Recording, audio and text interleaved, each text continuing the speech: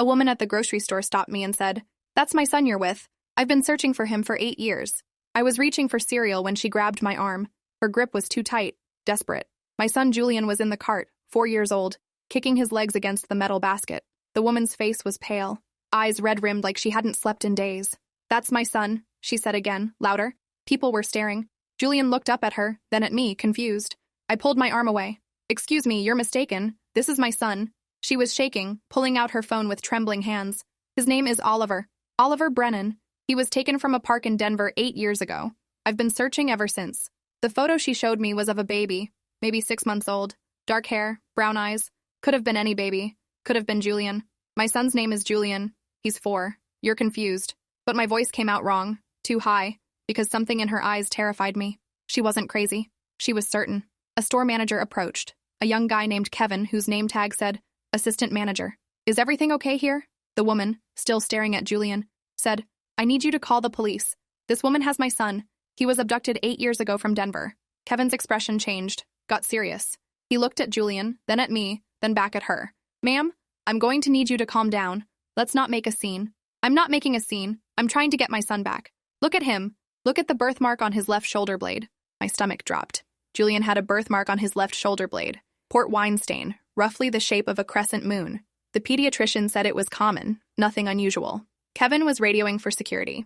More people were gathering, phones out, recording. I needed to leave. Needed to get Julian out of this situation before it escalated further. I started pushing the cart toward the exit. The woman followed, her voice getting louder. "Don't let her leave. She's taking my son. Someone stop her." A security guard blocked the exit. He was maybe 60, overweight, looked uncomfortable with the situation. "Ma'am, I'm going to need you to wait here until the police arrive." "This is insane. She's harassing us. My son is scared." Julian was crying now, reaching for me. I picked him up, and he buried his face in my shoulder. The woman was crying too, her whole body shaking. Please just let me see his shoulder. If there's no birthmark, I'll leave. I'll apologize. But if it's there..." She didn't finish. Didn't need to. The implication hung in the air like poison. The police arrived within 10 minutes. 2 officers, 1 male, 1 female. The female officer, whose badge said Officer Linda Vaughn, took statements from both of us. The woman's name was Patricia Brennan. She lived in Colorado. She'd been searching for her son for 8 years, ever since he disappeared from a Denver park while she was pushing him on a swing. "I turned around for 30 seconds, Patricia said, her voice breaking. Just 30 seconds to grab his sippy cup from the diaper bag. When I turned back, he was gone. The swing was still moving." Officer Vaughn wrote everything down, her expression neutral. Then she turned to me. "Ma'am, can you provide identification and your son's birth certificate?" My hands were shaking as I pulled out my wallet. Driver's license, insurance card, everything with my name, Rebecca Holloway, and my address in Boulder. "The birth certificate is at home. We weren't planning on being interrogated at the grocery store." The male officer, whose name tag read Officer Dennis Ford, was kneeling next to Julian, speaking softly. "Hey, buddy, what's your name?" "Julian," my son whispered. "Julian Holloway." "And how old are you?" Julian held up 4 fingers.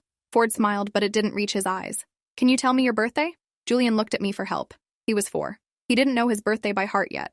I answered for him. March 15th, 2020. He was born at Boulder Community Hospital. I have all the records at home. Patricia was shaking her head. "My son was born September 3rd, 2016. He'd be 8 years old now, not 4. The timeline didn't match. Relief flooded through me. This was a mistake. A grieving mother seeing her lost child in every boy with dark hair. But Officer Vaughn wasn't satisfied. "Mrs. Brennan, you said your son had a birthmark. Can you describe it?" "Crescent moon shape, port wine stain on his left shoulder blade. It was there from birth." Vaughn turned to me. "Ma'am, does your son have a birthmark matching that description?" My mouth went dry. "Yes, but lots of children have birthmarks. This is a coincidence. I'd like to see it, if you don't mind." It wasn't a request. I pulled up Julian's shirt. The crescent moon birthmark was clearly visible on his left shoulder blade. Patricia made a sound like she'd been punched, stumbling forward. Ford caught her arm. "That's him. That's my Oliver. I'd know that birthmark anywhere." The store had cleared out the area, giving us privacy. Kevin, the manager, was standing nearby, looking increasingly uncomfortable with the situation unfolding in his grocery store. Vaughn was on her radio, calling for backup and what sounded like a supervisor. Ford was asking Patricia more questions. Details about her son's disappearance, what he was wearing, any distinguishing features beyond the birthmark. Patricia pulled out a folder she'd been carrying, stuffed with papers. Police reports, missing person flyers, photos. The baby in the photos had the same dark hair as Julian, the same shaped eyes. But the baby was 8 years younger. Time changed faces, made comparison impossible. "Mrs. Holloway," Vaughn said, her tone more formal now. "I'm going to need you to come to the station. We need to verify your son's documentation and get some information sorted out. Are you arresting me? My voice came out as a whisper. Julian was still crying, clinging to me. No, ma'am. But we have a credible report that needs investigation. You're free to leave, but I'd strongly recommend cooperating. Patricia was begging now. Please don't let her take him. What if she runs? What if I never see him again? Ford put a hand on her shoulder. Mrs. Brennan, we're handling this. But you need to understand, this woman has legal custody of this child right now. We can't just take him from her without evidence. The word evidence hung in the air. Evidence of what? That I'd kidnapped a child? The accusation was so absurd it felt like a nightmare. But Patricia's certainty was shaking something loose in my memory, something I'd pushed down, refused to examine. The adoption. Julian's adoption had been fast. Too fast. The agency, Safe Haven Family Services, had expedited everything. My husband Derek and I had been trying for years, 3 miscarriages, 2 failed IVF attempts. We were desperate, willing to pay premium fees for a faster process. Safe Haven had delivered. 3 months from application to placement. A beautiful, healthy baby boy who needed a home. They'd told us his birth mother was young, couldn't care for him, wanted a closed adoption. We'd signed papers, paid $45,000, never asked too many questions because we were so grateful, so desperate to finally be parents. I'd pushed down the nagging feeling that something was off. The way the caseworker, Monica Reeves, had rushed us through signing. The way we'd never met the birth mother. The way Monica had disappeared after the placement. The agency's phone number disconnecting 3 months later. I'd told myself it was fine, that sometimes agencies closed, that the adoption was legal, that Julian was ours. But standing in this grocery store with a woman claiming he was stolen, I felt everything I'd suppressed come rushing back. I need to call my husband, I said. Vaughn nodded. You can call from the station. The drive to the police station was surreal. Julian had fallen asleep in his car seat, exhausted from crying. Patricia followed in her own car, a beat-up sedan with Colorado plates. At the station, they put us in separate rooms. I called Derek from a conference room that smelled like old coffee and desperation. They're saying Julian might be someone else's child, I told him. A woman recognized him at the grocery store, says he was taken from her 8 years ago. Derek's silence lasted too long. That's impossible. We adopted him legally. Did we, though? Do you remember how fast everything happened? How we never met the birth mother? How the agency closed? Rebecca, you're spiraling. This is some crazy woman seeing her missing kid in every child. Don't let her get in your head. But she was already in my head, unpacking memories I'd deliberately buried.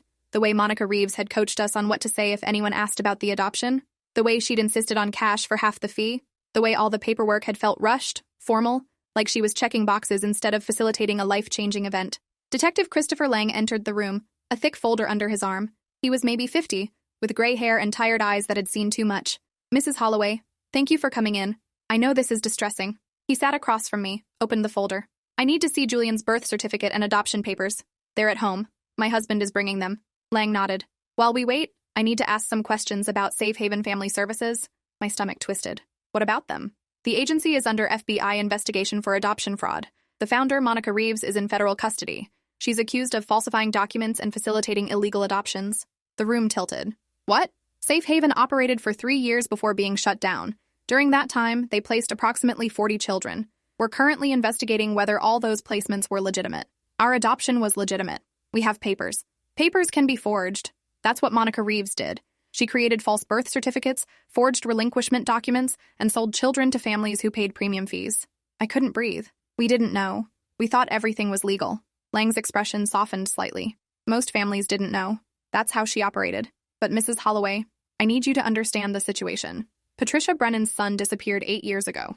The timeline is tight, but we need to investigate whether the child you know as Julian could be Oliver Brennan. The ages don't match. Julian is 4. Oliver would be 8. Birth certificates can be falsified. Age can be manipulated in documents.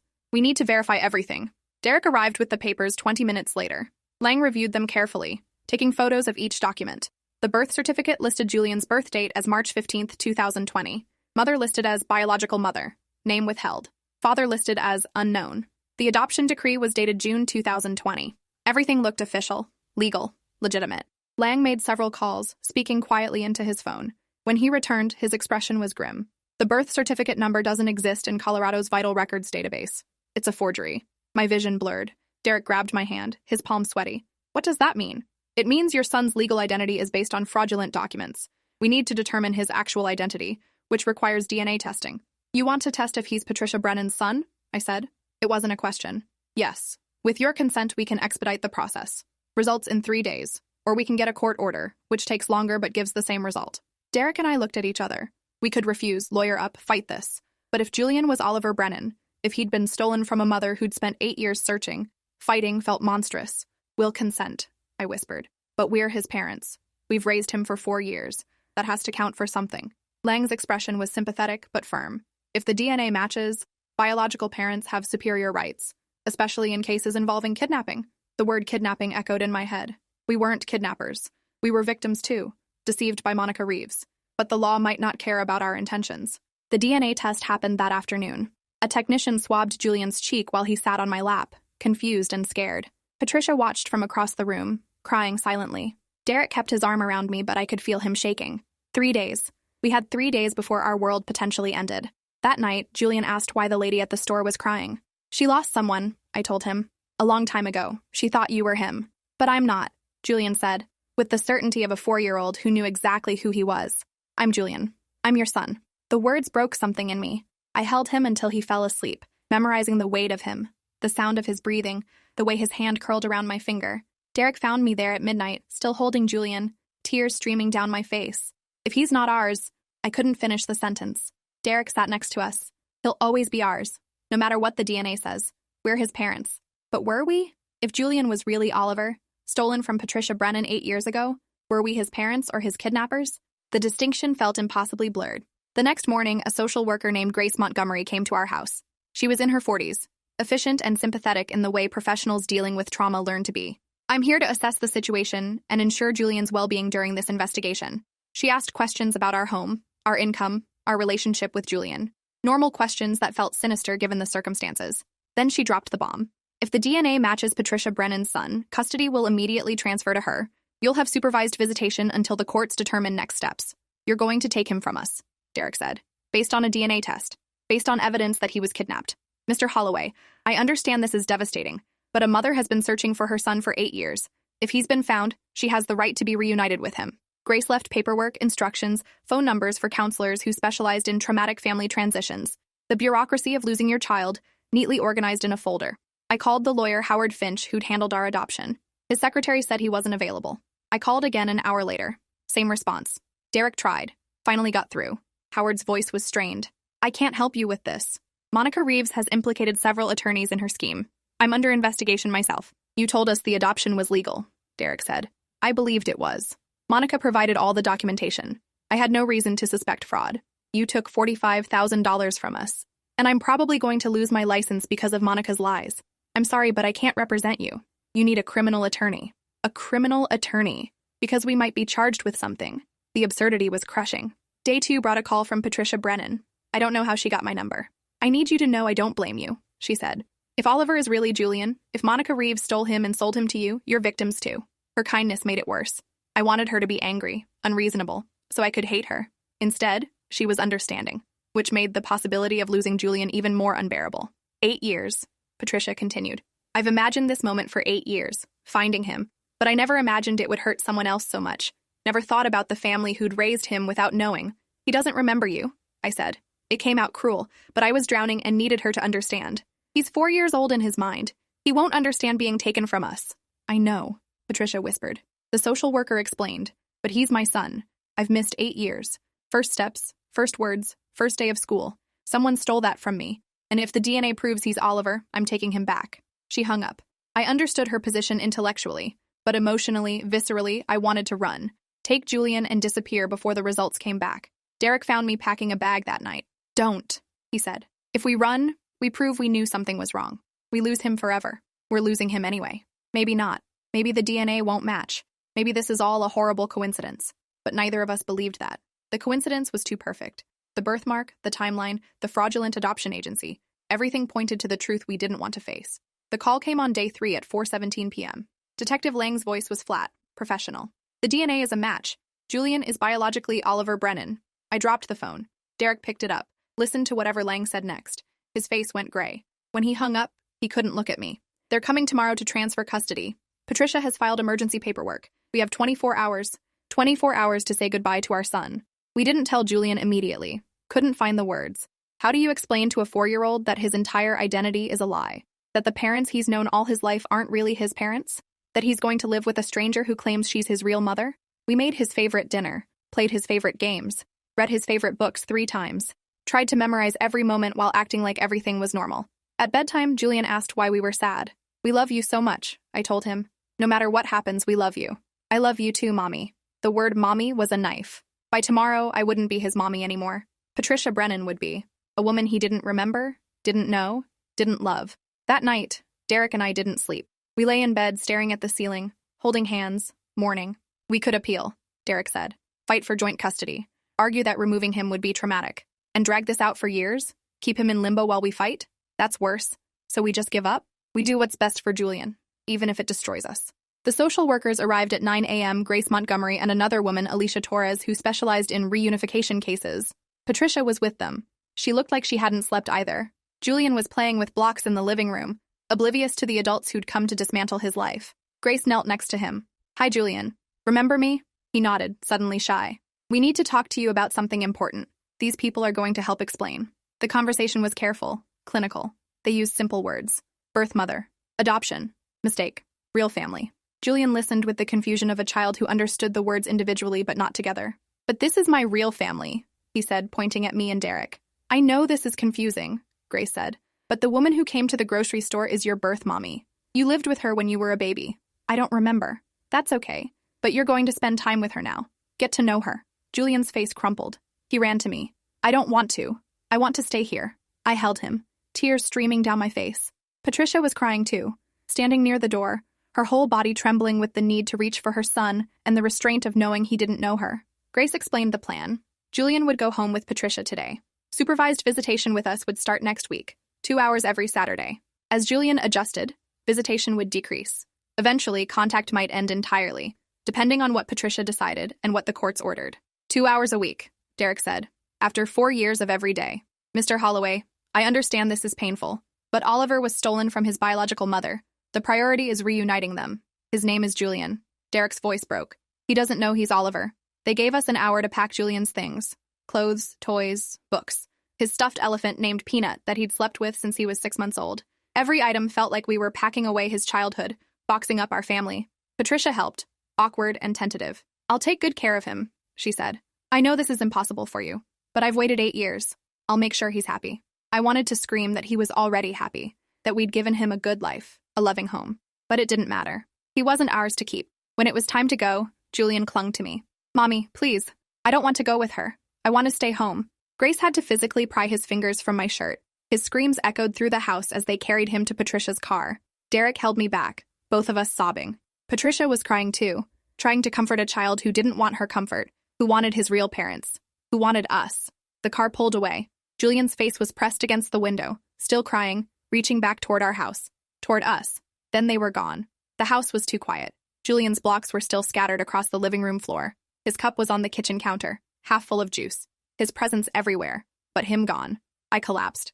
Literally couldn't stand. Derek caught me and we sank to the floor together, holding each other while the world ended. The first week was hell. We called the social worker daily for updates.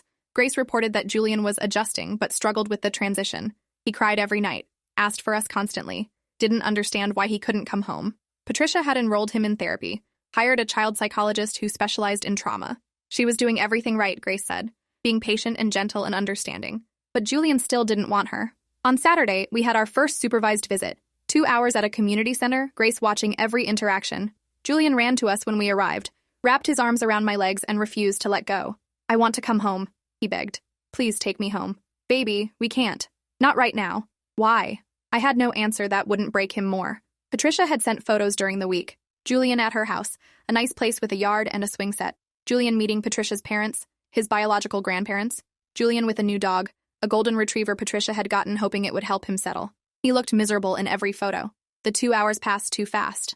When it was time to leave, Julian screamed and clung to Derek. Grace had to pull him away again while we stood there helpless, watching our son beg us to save him while we did nothing. In the car afterward, Derek punched the steering wheel. "This is wrong. This is fucking wrong. He's miserable. Patricia can see he's miserable. How is this better for him? Because she's his biological mother. The law says that matters more than anything else. The law is destroying him." We hired a new attorney, Susan Kelly, who specialized in family law. She reviewed everything, shook her head. "Your case is nearly impossible. Julian was kidnapped. Returning him to his biological mother is the legal priority. The court won't care that you've bonded with him or that he's struggling with the transition." "What if Patricia agreed to shared custody?" Derek asked. Would the court approve that? Maybe. But why would Patricia agree? She spent 8 years searching for him. She's not going to share custody with the people who had him while she suffered. Susan was right. Patricia had no reason to compromise. She'd lost 8 years. Every day Julian spent with us was another day stolen from her. Week 2 brought worse news. Patricia's attorney filed paperwork to terminate our visitation entirely. They argued that seeing us was making Julian's adjustment harder, that he needed time without us to bond with his biological mother. Our supervised visit that Saturday was canceled. The next one, too. Grace called to explain that the court had granted a temporary pause on visitation while Julian stabilized. Stabilized. Like he was a broken thing that needed fixing, not a traumatized child being forced to accept a new reality. We tried calling. Patricia blocked our number. We tried emailing. No response. We'd been erased from Julian's life like we'd never existed. 3 weeks after losing Julian, I found out I was pregnant. The timing was cruel, cosmically absurd. After years of trying, multiple miscarriages, giving up and adopting, now I was pregnant naturally. I took 3 tests, all positive. I should have been happy. Instead, I felt nothing. This baby wouldn't replace Julian. Nothing would replace Julian. Derek cried when I told him, maybe this is a second chance, maybe we can start over. I don't want to start over, I want our son back. But wanting didn't matter. A month passed, then 2. We heard nothing about Julian. Grace Montgomery stopped returning our calls. Our attorney said we could file a motion for visitation rights, but it would take months and probably fail. We were in legal limbo, parents without a child, grieving a loss that no one understood. People who knew about the situation didn't know what to say. Some blamed us for not questioning the adoption more carefully. Others expressed sympathy but didn't understand the depth of loss. How do you grieve someone who's still alive but gone? Then, 3 months after Julian was taken, Patricia called. He's not adjusting, she said without preamble. The therapist says forcing him to forget you is causing more trauma. He needs contact. Hope flared, painful and desperate. We want to see him. I'm agreeing to supervised visits again. Once a month. 2 hours. Once a month. After 3 months of nothing, once a month felt like victory and defeat simultaneously. The first visit was at the same community center. Julian looked thinner, older. He'd cut his hair short. Patricia said he'd asked for it, said he wanted to look like his real dad, meaning Patricia's deceased husband who died 5 years before Julian was taken. When Julian saw us, he ran over but didn't hug, stood there awkwardly like he'd forgotten how to be with us. Hi, buddy, Derek said. We missed you. I missed you too. But his voice was flat, distant. Patricia had worked hard to create distance, and it had worked. We played games, read books, tried to pretend everything was normal. But Julian kept looking at Patricia for permission, checking if it was okay to laugh, to enjoy time with us. She'd trained him, deliberately or not, to feel guilty for loving us. When the visit ended, Julian hugged us briefly, then walked back to Patricia without looking back. Grace said he was making progress. I wanted to scream that progress shouldn't mean forgetting the people who raised him. The monthly visits continued. Each one, Julian was a little more distant, a little more Oliver and less Julian. He started calling Patricia Mom without hesitation, started talking about home and meaning her house, not ours. Patricia sent updates occasionally. School photos, report cards, milestones. Each update was a reminder of the life we weren't part of. Julian's 5th birthday came. We weren't invited to the party. Patricia sent a photo of him blowing out candles, smiling with kids we didn't recognize. A whole life we weren't part of. I gave birth to our daughter Lily when Julian was 5.5. The pregnancy had been complicated, the delivery difficult. But she was healthy and beautiful, and ours in a way Julian never legally had been. Derek loved her immediately, completely. I loved her too, but the love was complicated by grief. Every milestone with Lily reminded me of milestones I'd experienced with Julian and would never experience again. When Lily was 3 months old, I sent Patricia a letter with photos. Told her Julian had a sister, asked if they could meet. Patricia's response was cold. Oliver has adjusted to his life here. Introducing new family complications would be counterproductive. Please focus on your daughter and allow us to move forward. The rejection was crushing but not surprising. Patricia had what she wanted. She didn't need to accommodate the people who'd stolen her son, even though we'd been victims too. Years passed. Our monthly visits decreased to quarterly, then stopped entirely when Julian was 7. Patricia's attorney argued he'd bonded with her completely, that maintaining contact with us was confusing him, preventing him from fully integrating into his biological family. The court agreed. Just like that, we lost him completely. No more visits, no more updates, no more Julian. We tried to move on, focused on Lily, who was brilliant and funny and ours in a way that wouldn't be taken away. But Julian's room stayed exactly as it was, his toys untouched, his clothes still in the drawers, a shrine to the son we'd lost. Derek handled it by throwing himself into work. I handled it by seeing a therapist twice a week, learning to live with grief that had no end date, no closure.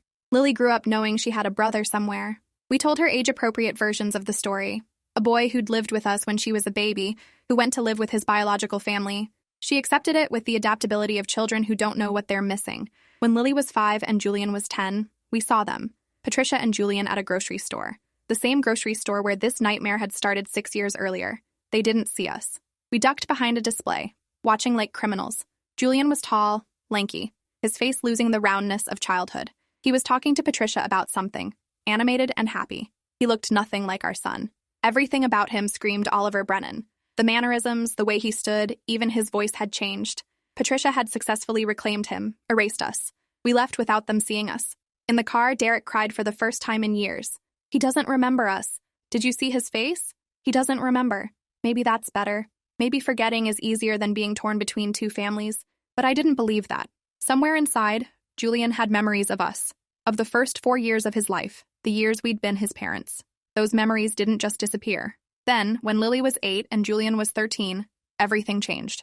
A letter arrived, addressed to us in handwriting we didn't recognize. Dear Mr. and Mrs. Holloway, my name is Oliver Brennan, but you knew me as Julian. I'm not supposed to contact you, but I need to talk to you. I've been having dreams, memories, things Mom says aren't real but feel real to me. I remember you. I remember your house, my room with the blue walls, a stuffed elephant named Peanut. Mom says I'm making it up, that I couldn't remember things from when I was 4. But I do. Please write back if you get this. I sent it to your old address, hoping it still works. Derek and I read the letter a dozen times. Julian remembered. After 9 years, he remembered. We wrote back immediately. Careful, not wanting to say anything that could be used against us if Patricia found out. We confirmed his memories, sent photos from when he was little, told him we'd never forgotten him. His response came quickly. He'd been secretly researching his past, found news articles about the case, about Monica Reeves's arrest, about the fraudulent adoptions. He understood now that he'd been stolen, that we hadn't known. But he also understood that we'd been his parents in every meaningful way before Patricia came back. Over the following months, we exchanged letters. Julian told us about his life, school, friends, hobbies. He was on the track team, loved science, wanted to be an engineer. He asked about Lily, about our lives, about the adoption process, and whether we'd adopted other children after losing him. We told him everything. About Lily, about the grief, about how losing him had broken us but we'd survived, about how we'd never stopped loving him. Patricia found the letters when Julian was 14. She called us screaming, "You're poisoning him against me, undermining the life I've built. I'll get a restraining order." He contacted us, I said. He wanted to talk. He remembers us. He doesn't remember you. Those are false memories you're implanting. Patricia, he's 14, old enough to know what he remembers. You can't keep us from him forever. Watch me. She hung up. The letters stopped. Julian's email account was deleted. His social media disappeared. Patricia had locked him down, cut off all contact. But Julian was smart, determined. 2 months later, he showed up at our door. Took a bus 3 hours from Colorado, Googled our current address, just showed up. He was taller, broader, almost a man. But his eyes were the same, the eyes of the little boy we'd raised. "Hi," he said. "I know this is crazy, but I had to see you." We pulled him inside, called Patricia immediately because despite everything, we weren't going to make this worse by hiding him. Patricia arrived 4 hours later with the police. She was hysterical, accusing us of kidnapping him again, of manipulating him. Julian stood between us and her. "Nobody kidnapped me. I came here because you won't let me have a relationship with them. They were my parents, Mom. For 4 years, they were my parents. I'm your mother. I gave birth to you. And they raised me. Why can't both be true?"